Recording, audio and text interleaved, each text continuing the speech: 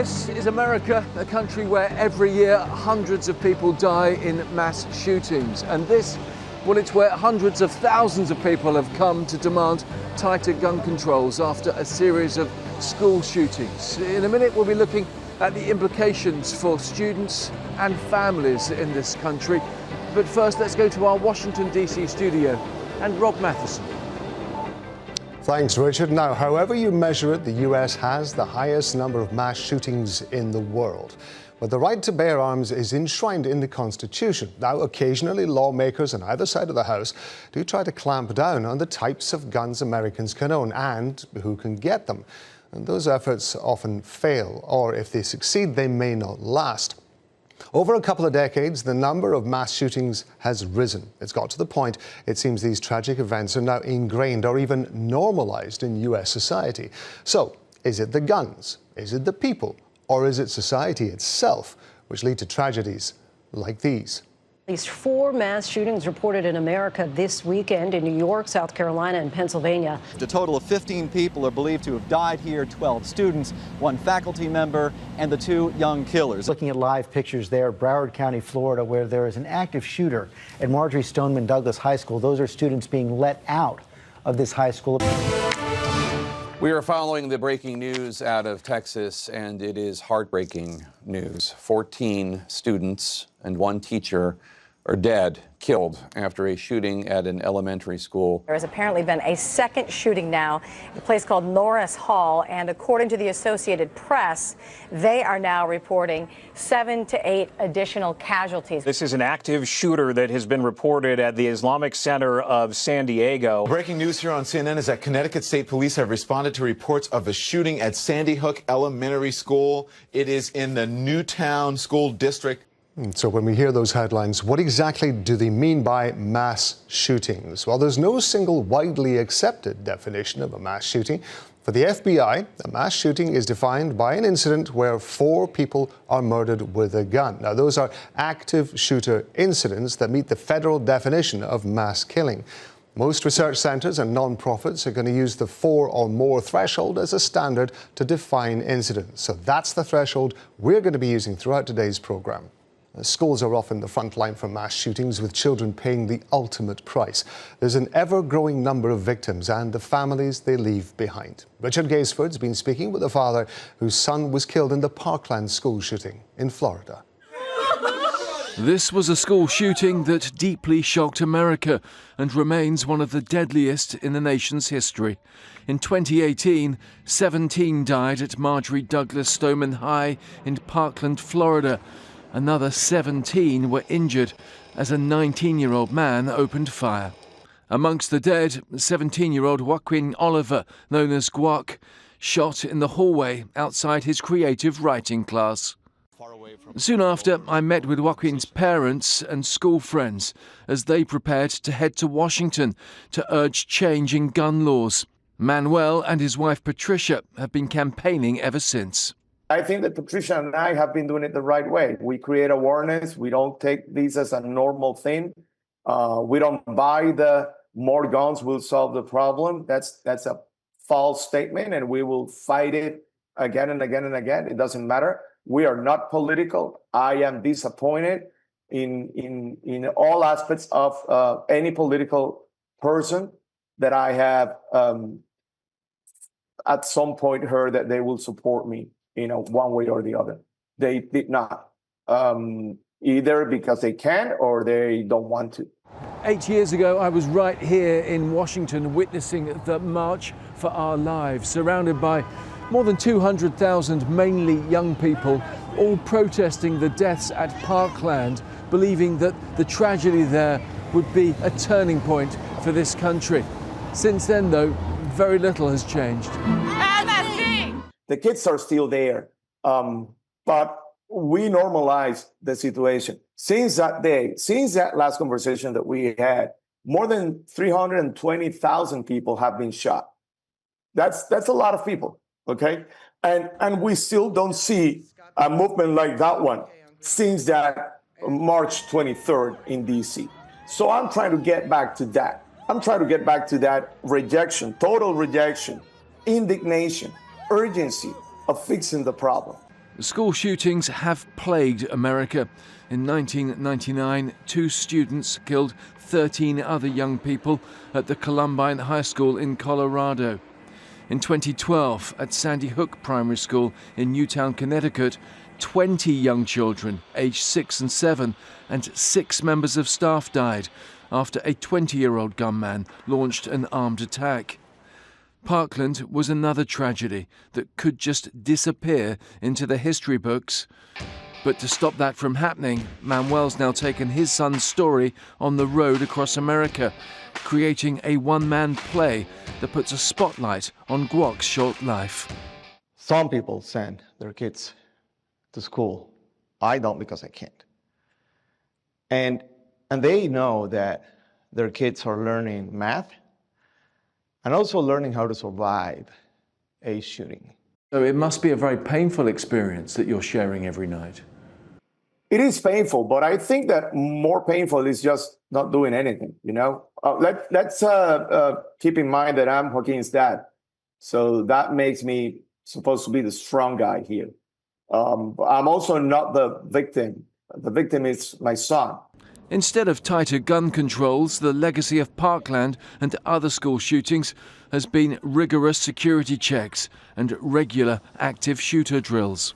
With the conditions that we have right now, we are moving backwards. You understand that the little things that we were able to pass and to approve and to impose 2 years ago, now they're gone.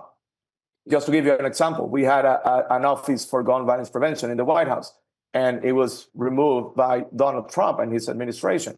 And now we have a lot of more freedom for the acquisition of weapons. There's no doubting the strength of their message, but parents like Manuel Oliver doubt that politicians in America have the same determination to put measures in place to stop others from suffering such loss. Richard Gaisford, Al Jazeera, Washington. Well, we're joined now by Jonathan Lowy. He's the founder and president of Global Action on Gun Violence, and Michael Fox, a legal fellow at the Cato Institute's Project on Criminal Justice. Gentlemen, thank you both very much indeed for being with us. I want to start with a little bit of history, the Second Amendment. Now, there are several key factors in this. Let's start with that. And if I understand it correctly, and I think that we've got the wording there, then the wording of the Second Amendment of the Constitution is clear. The interpretation of it differs, and this is what I wanted to talk to you about. It says that a well-regulated militia being necessary to the security of a free state, the right of the people to keep and bear arms shall not be infringed. Michael, I wanted to ask you about that because it seems to me in my brief reading of it that it was around about 1970, 1980. The interpretation appears to have shifted, moving from the well-regulated militia context to the right of the individual to keep and bear arms. What do you think motivated that shift? Yeah, absolutely. Thanks for having me. I'm going to a bit challenge the assertion that it was ever intended just to be for militia. So if you read the Second Amendment, which I have literally right here, I'll read it to you. It says, a well-regulated militia being necessary to the security of a free state, the right of the people to keep and bear arms shall not be infringed. That first part is known as the prefatory clause. The second part is known as the operative clause. I'm going to read you another provision of the Constitution that sounds a little bit similar in that regard. This is called the Intellectual Property Clause, is Article 1, Section 8, Clause 8. That one says to promote the progress of science and the useful arts by securing for limited times to authors and inventors the exclusive right to their property, to their respective writings and discoveries. Now, that is how you get patents and copyrights. And make no mistake, I am not a intellectual property lawyer, so I don't really know a whole lot about that. But what I do know is that if you apply for a patent or a copyright, you don't have to explain that what you're doing is in some way furthering the arts and sciences. So if you apply that same thing to the Second Amendment, you don't have to say that, well, now the only way I can own a gun is if I am part of a well-regulated militia. And look, at the time of the founding, the population was small, they were sparse. People hunted for food, they kept guns for protection, and they wouldn't leave their house without their gun, just like we wouldn't leave our house without our phones or our keys or our wallets or anything else like that. So I don't actually think that the understanding of the Constitution changed or the Second Amendment changed. It's a matter of getting the court to actually enforce the right to individually keep and bear arms, which my Cato colleague Clark Neely took to the Supreme Court in a landmark case called DC v. Heller in 2008, which was now 18 years ago. And that was where the court finally recognized that, yes, you do, in fact, have an individual right to keep and bear arms. Jonathan Lowy, so let's talk about the process of when somebody goes and buys a gun. One of the key elements, if I understand it correctly, is around the system of background checks. Now, I understand also that you happen to know the father of the young man who was killed in the Parkland shooting that we heard from in Richard's report. He was talking about the fact that there have been certain some sort of progress being made in the light of that shooting, background checks being part of that. But what are the weaknesses of that system, do you think? Sure. Well, the first key point, I think, is that there is no other major country in the world, very few countries at all in the world, that regulate guns as weakly as the United States. In virtually every country in the world, to possess a gun, you need to get a license. You're vetted by law enforcement. You're asked what's the reason for this gun. Your mental health records are checked. In the United States, we have absolutely nothing like that. If you go into a gun dealer, you have a pretty minimal background check, and in most states, you can buy an unlimited number of guns. I mean, the Parkland shooting, the young man who killed Manny Oliver's son and a number of others, I mean, that person had dozens of interactions with the police, disturbing behavior. It was the sort of person that any of us would say they should not have a gun, but our laws are so weak that if he had told the gun dealer about his troubling history, it would have been legal to sell that person not just a gun, but the AR-15 that he used to kill so many people at Parkland High School. So there's a tremendous amount of gaps for the U.S. to catch up to the rest of the world. I want to talk about the scale of the issue that we're facing here in the U.S. And nearly every single U.S. state has recorded a mass shooting of some sort, leaving thousands of people dead. Al Jazeera's Alex Baird is going to break down the numbers across the country for us. Across the United States, these scenes are repeated over and over again every single year. Families left to grieve. Now, this might look like a nighttime aerial of the United States, but every one of those dots is someone who was killed in a shooting in the decade leading up to April this year. That's more than 166,000 people dead. Double that, and that's how many people were injured. And how many of those were mass shootings? Each one of those represents more than 4 people killed in a single incident, looking at 2,547 lives. But it hasn't always been this bad. The Rockefeller Institute of Government has tallied the figures since 1966, and there's a clear trajectory, especially since the early 90s. That number is climbing and fast. Nearly half of all those mass shootings were in the workplace or in schools. That's 112 primary and secondary schools. But there are mass shootings in almost every type of location, from nightclubs and restaurants to churches, mosques, and synagogues. And who's pulling the trigger? Well, almost exclusively men. Only 3.7% of mass shootings in the United States have been perpetrated by women.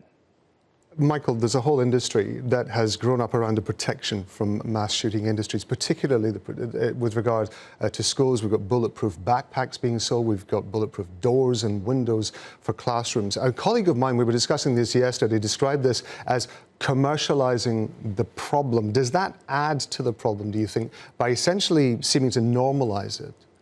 Yeah, I mean, it's horrifying, right? Everyone should be able to feel safe, whether they're going to school, to the grocery store, to a house of worship. These are horrifying events that happen. However, there is about only 1% of gun fatalities in this country result from mass shootings, and there are gun violence that is pervasive throughout the country that does not get this level of attention. So yeah, of course, we don't want industries profiting off of these things, and we don't want to be sort of just, you know, bolstering the edges or putting barriers up or putting, you know, armed officers in schools, or, you know, whether those things are good ideas or not should be left up to the schools, to the local government. I want to talk a little bit about why I think some of these laws or gun control laws largely do not work. So I went to college and law school in Boston. While I was in law school, I worked at the Royal Sonesta Hotel. That hotel is on the Charles River in Boston on a road called Memorial Drive. On May 11th, which was now almost 2 weeks ago, there was a man named Tyler Brown. Tyler Brown's a 46-year-old man who had fired, I believe, 13 rounds at Boston police, was mentally ill, got a light sentence, got released.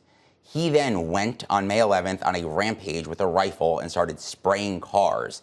But I want to highlight a few issues with this. One of the reasons that no one was killed in that is because a Marine who was a lawful carry permit holder helped state police take out Mr. Brown, potentially saving dozens of lives. That's the first thing. The second thing is, if prohibitionist laws actually worked, Mr. Brown never would have had a firearm. There's federal law on the books that bans anyone who has ever been convicted of a felony from ever owning a gun. That law has a lot of constitutional problems, but it's currently on the books. Well, it clearly failed. I think it's worth just taking a moment just to look at the restrictions that there are with regards to gun and gun ownership, because they are ingrained, of course, in American culture, as we're saying, but they are significant restrictions that are applied to them. Americans must be 18 to buy a rifle or a shotgun, which must be from a licensed dealer. They must be 21 before they can possess a handgun. In 1986, buying machine guns in the US was effectively banned, and in some states, arms described as assault weapons, that is, with features that classify them as military style, are subject to bans, although the definition does vary from state to state.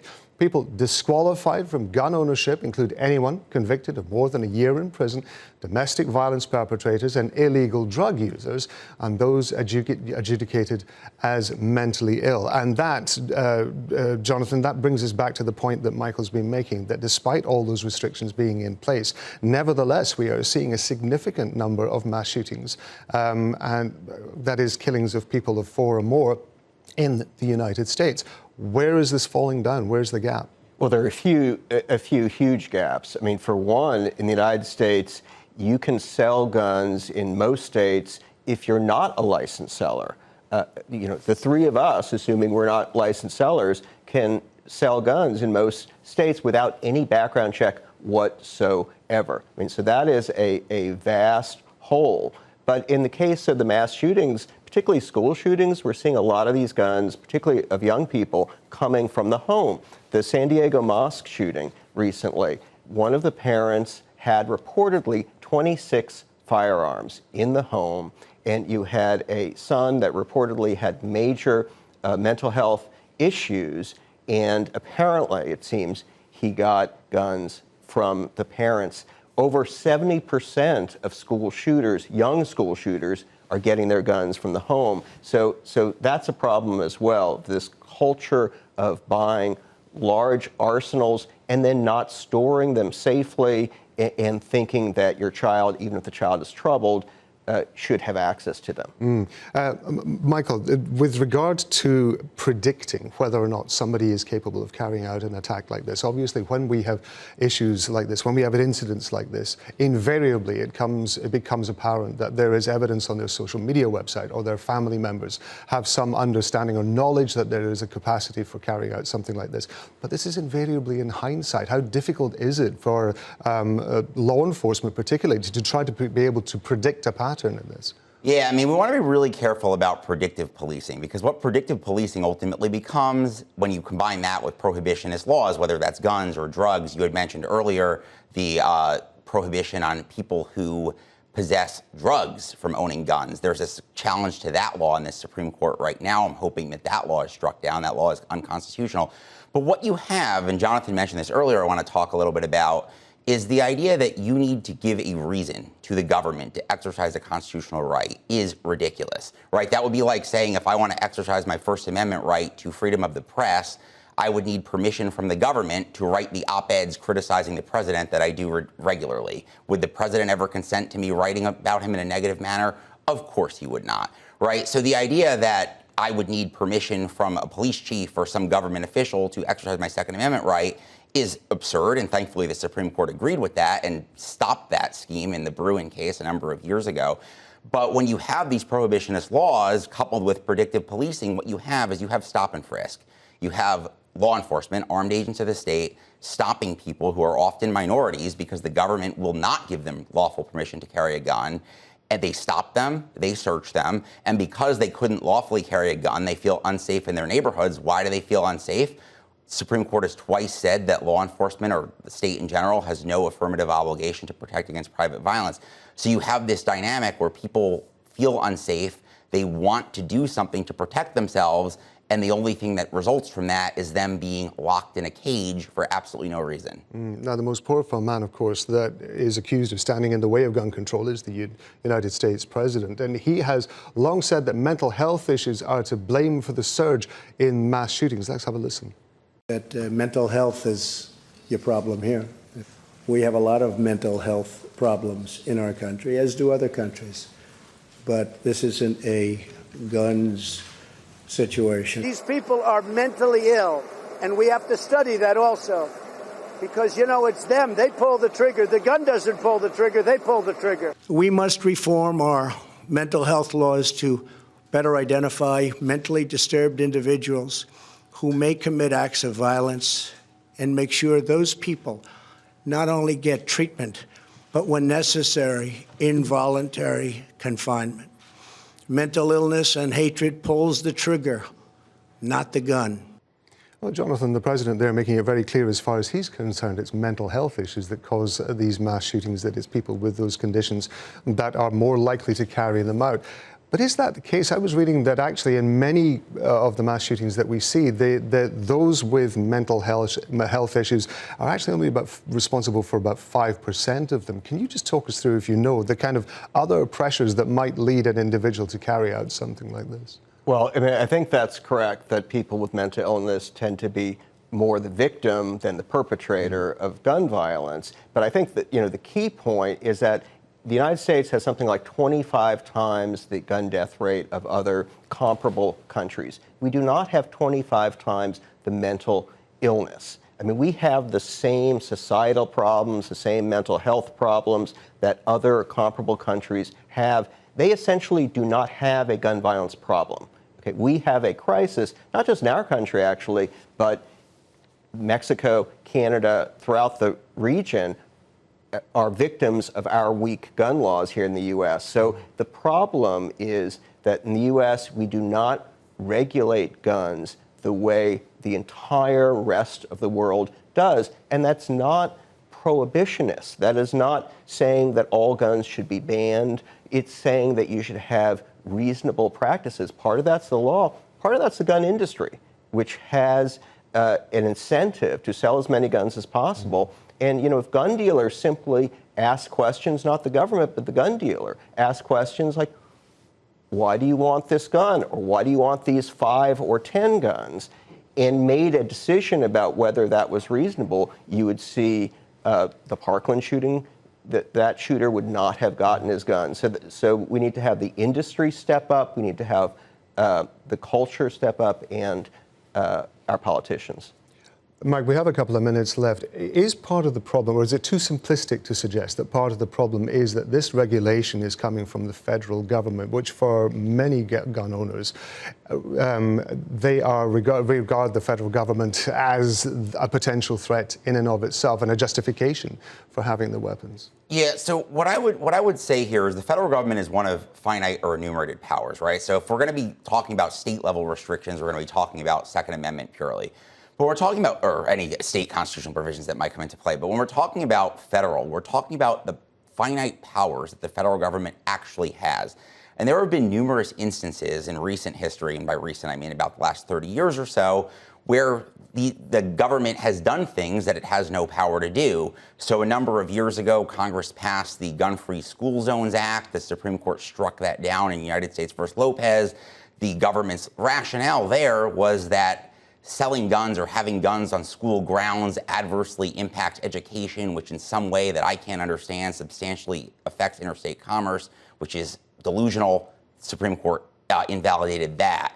Then there was the Brady Handgun Violence Prevention Act, which had a provision that I guess until the federal background check system was set up, or the FBI background check system was set up, the government wanted to commandeer sheriffs who are state officials who swear an oath to affirm and defend the Constitution, to execute federal law that may or may not be unconstitutional in their view, right? And that went up to the Supreme Court, and the Supreme Court also rightly said, you can't do that. And I want to just bring this a little bit out of the gun context. We're now seeing that same argument with Trump and some of the MAGA Republicans who want to go after states who they view as, or jurisdictions they view as sanctuary cities. It is exactly the same thing. You cannot commandeer the federal government cannot commandeer state and local governments to enforce federal mandates. Jonathan, we're going to leave it there, but gentlemen, I want to thank you both very much indeed for being with us. Jonathan Lowy, the founder and president of Global Action on Gun Violence, and Michael Fox, a legal fellow at the Cato Institute's Project on Criminal Justice. That's all from the team here in the Washington studio. Back to Richard Gaisford and Al Jazeera's global headquarters. On the next edition of This Is America, we'll be looking at how Americans remember war and sacrifice at a time when the experiences of servicemen and women are disconnected from modern American life. That is Monday, Memorial Day here in the US, 18:30 GMT, 2:30 p.m. Eastern Time. For now, from Washington, D.C.'s Navy Memorial, it's goodbye.